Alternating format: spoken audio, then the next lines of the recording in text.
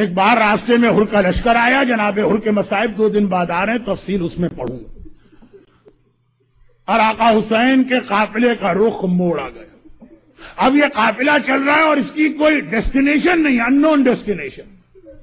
ادھر ہر قاصد کے ذریعے اپنے زیاد کو خط لکھ کے اطلاع کر رہا ہے کہ حسین میرے ساتھ ہیں، میں نے ان کو کوفے کے راستے سے ہٹا دیا، اب میرے لیے کیا حکم ہے؟ مگر اس سے پہلے کہ وہاں سے کوئی حکم آئے، 2 محرم کی سپہر کا وقت ہے، چلتے چلتے حسین کی سواری کے جانور نے ٹھوکر کھائی۔ آپ حضرات ساری زندگی آقا حسین کی عزاداری میں مصروف رہے ہیں اور اسی کو اپنی سب سے بڑی سعادت اور کامیابی سمجھ رہے ہیں۔ فاطمہ زہرا کی دعا جس مومن کو مل جائے اس سے زیادہ خوش قسمت کون ہے؟ خاص طور پر ایام اضحیٰ کا پہلا عشرہ آرام کے وقت بدل گئے، کھانے پینے کے اوقات بدل گئے، پوری زندگی کا انداز بدل گیا، مگر یہ کوئی حق ادا نہیں کیا آپ نے۔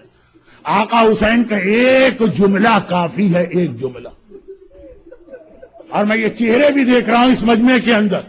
آقا حسین کا ایک جملہ، کون سا جملہ؟ 2 محرم کا قافلہ چل رہا، چلتے چلتے ذوالجناح نے ٹھوکر کھائی اور رک گیا۔ ذوالجناح کو آگے بڑھانے کی کوشش کی جا رہی ہے، آقا حسین کے اشارے پہ حرکت کرنے والا، بلکہ ذوالجناح تو حسین کا اتنا مزاج جانتا کہ حسین کو اشارہ بھی نہیں کرنا ہوتا ہے، ذوالجناح کو معلوم ہے کس وقت مجھے کیا کرنا۔ زندگی میں 2 ایسے موقع آئے کہ بظاہر ایسا لگا کہ ذوالجناح آج حسین کا حکم نہیں مان رہا۔ دوسرا موقع تھا جب سکینہ ذوالجناح کی ٹانگوں سے آ کے لپٹی، وہی ذوالجناح تھا، لیکن عصر عاشور وہ آگے بڑھنے کو تیار نہیں ہے۔ وہ منزل آئے گی عاشور کے مصائب میں، اور آج پہلا موقع ہے کہ ذوالجناح نے ٹھوکر کھائی اور رک گیا۔ اب اصحاب امام خاص طور پر آقا حسین کے قافلے کا جو انتظام کرنے والی شخصیت ہے، ابو الفضل عباس کوشش کر رہے ذوالجناح آگے نہیں بڑھ۔ آقا عباس نے کہا مولا شاید یہ بہت تھک گیا، سواری کا جانور بدلے۔ ذوالجناح کو بدل کے دوسرا جانور لایا گیا، اس پر حسین بیٹھے، ایک قدم چلا، ٹھوکر کھا کے وہ بھی رک گیا۔ روایتوں میں ہے کہ 7 جانور بدلے گئے، مگر آج کوئی آگے بڑھنے کو تیار نہیں ہے۔ اصحاب امام حیران، بنی ہاشم کے شہزادے پریشان کہ آخر کیا ہو گیا؟ کائنات کی ہر مخلوق امام کا حکم مانتی ہے، یہ تو حسین کی زندگی پر خدمت کرنے والے سواری کے جانور سب پریشان ہیں۔ آقا حسین نے کہا عباس دیکھو قریب میں کوئی قبیلہ رہتا ہے، کچھ لوگ رہتے ہیں، تو ان کو لے کے آؤ۔ قریب ترین قبیلہ بنی اسد کا قبیلہ۔ اللہ کبھی آپ کو عاشور کے دن کربلا لے جائے اور بنی اسد کے قبیلے کو جس انداز سے آپ آتا دیکھیں۔ بنی اسد کا قبیلہ قریب میں رہتا ہے، بلایا گیا۔ حسین نے کہا یہ بتاؤ یہ جگہ کون سی ہے جہاں میری سواری کا جانور رک گیا؟ آقا سب جانتے ہیں لیکن اصحاب کو بھی بتانا۔ ایک بار کسی نے کہا کہ مولا یہ شط الفرات۔ آقا حسین نے کہا شاید اس کا کوئی اور نام۔ کسی نے کہا کہ مولا اس کو غازریہ بھی کہتے ہیں۔ آقا نے کہا شاید اس کا کوئی اور نام۔ کسی نے کہا مولا اسے نینوا بھی کہتے ہیں۔ مولا نے کہا شاید اس کا کوئی اور نام۔ سب ایک دوسرے کو دیکھنے لگے کہ مولا اس کے علاوہ تو کوئی نام نہیں۔ کہا دیکھو شاید تمہارے قبیلے میں کوئی بہت ہی بوڑھا، اس کو لے کر آؤ۔ ایک واقعان اتنا بزرگ تھا کہ جو آنے کی طاقت نہیں تھی، اٹھا کے لایا گیا۔ آقا نے کہا تو بتا سکتا ہے اس زمین کا کوئی اور نام بھی؟ کہا کہ ہاں ہم نے اپنے بزرگوں سے سنا تھا کہ اس زمین کو کرب و بلا بھی کہتے ہیں، وہ کربلا کا نام سننا ہے۔ حسین نے آواز دی عباس ساری سواریاں بٹھا لو، خیمے لگائے جائیں، سیدانیوں کو اتارا جائے، اب ہمیں یہاں پہ قیام کرنا۔ وہ اتنا سننا تھا، 2 جملے اتنا سننا تھا۔ ایک مرتبہ وہی بوڑھا طرف اٹھا جو ہاتھوں میں اٹھا کے لایا گیا۔ فرزند رسول یہاں پہ قیام نہ کریں، یہاں پہ نہ ٹھہریں، اگر ٹھہرنا ہی ہے تو ذرا آگے جا کے ٹھہر جائیے۔ آقا نے پوچھا کیوں؟ کہا میں نے اپنے بزرگوں سے سنا ہے کہ کوئی نبی زمین سے نہیں گزرا، کوئی ولی زمین سے نہیں گزرا، کوئی نبی کی اولاد اس زمین سے نہیں گزری مگر اس کے بدن سے خون جاری ہوا۔ یہ نبی زادوں کو موافق نہیں آتی زمین۔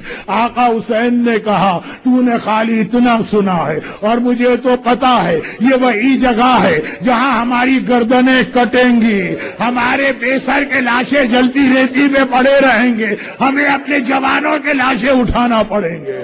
عباس خیمے لگاؤ، اونٹوں کو بٹھاؤ، سرداریوں کو خیموں میں لے جاؤ۔ ابھی پہلا ہی خیمہ لگا، ثانیہ زہرا شریکت الحسین زینب کبریٰ خیمے میں گئی، مرزا کو بلایا، اماں ذرا جا کے میرے بھائی کو میرے پیغام تو دینا۔ حسین آئے، زینب کیا بات ہے؟ ابھی بنی اسد سے میری باتیں جاری ہیں، کیوں بلایا؟ زینب نے کہا حسین فوراً آ گئے۔ زینب نے کہا بھیا یہ کہاں رک گئے، یہ کہاں اتر گئے، یہ کہاں ٹھہر گئے؟ میں جب سے خیمے میں آئی ہوں مجھے کسی بیوی کے رونے کی آواز سنائی دے رہی ہے۔ ارے یہ کون سی جگہ ہے؟ آواز بھی ذرا جانی پہچانی ہے۔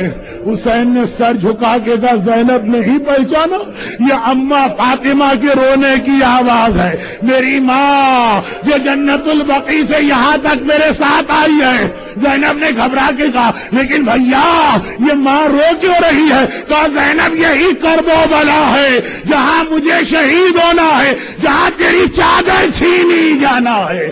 زینب تفصیل بعد میں، ابھی بنی اسد سے باتیں جاری ہیں۔ ایک بار حسین قبیلے بنی اسد کے قریب آئے، کہا کہ ہمیں یہاں ٹھہرنا ہے اور یہ زمین ہم خریدنا چاہتے ہیں۔ بنی اسد کے لوگوں نے ہاتھ جوڑ دیے، مولا آپ ہمارے مہمان ہیں، جتنے دن آپ کا دل چاہے قیام کریں۔ حسین نے کہا مجھے چند دن نہیں رہنا، اب تو قیامت تک مجھے یہیں پہ قیام کرنا ہے، یہ زمین خریدی جائے گی۔ اور دو شرطیں حسین نے لگائی، عزاداروں آپ کے کھانے پینے کا نظام بدل گیا، آپ کے آرام کا نظام بدل گیا، آپ کی پوری فیملی لائف بدل گئی، مگر ایک جملہ آپ کے لیے کافی ہے۔ حسین نے کہا دو شرطیں ہیں، پہلی شرط کیا ہے؟ پہلی شرط کیا ہے؟ حسین نے عباس کو یاد نہیں کیا، حسین نے اکبر کو یاد نہیں کیا، حسین نے اہل حرم کو یاد نہیں کیا۔ کہا قیامت تک جب ہمارا کوئی شیعہ زائر یا زوار بن کے کربلا میں آئے اسے 3 دن میرا مہمان بنا کے رکھنا اور کہنا حسین کے زائر آقا نے کربلا پہنچتے ہی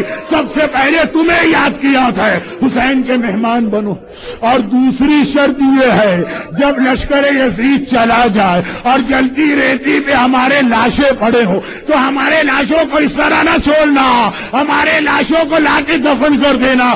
آج بھی عاشور کی سہ پہر آتی ہے، کفن پہن کر بنی اسد کا سارا قبیلہ کندھوں پہ بیلچے رکھ کے آتا ہے، دوڑتا ہوا آتا ہے آقا جو محرم کو آپ نے ہمارے بزرگوں سے وعدہ لیا تھا، ارے ہم آ گئے، مگر بنی اسد بعد میں آئے 3 دن۔ آقا کو اتنا خیال تھا ہمارے لاشیں بے گور و کفن نہ پڑے رہے، امام زمانہ سلام کر رہے، میرا سلام کربلا کے اس شہید پر جن کا لاشا 3 دن تک جلتی ریتی پہ پڑا رہا اور کوئی دفن کرنے والا نہ تھا۔ ارے میں آگے بڑھوں گا اور کہوں گا مولا سجاد ایک مٹھی خاک ہی بابا پہ ڈال دیتے، سجاد اپنے ہاتھوں کو دکھائے گا، ارے وہ جوان بیٹا جس کے ہاتھوں میں ہتھکڑی لگی ہو وہ ایک مٹھی خاک بھی ڈالے تو کیسے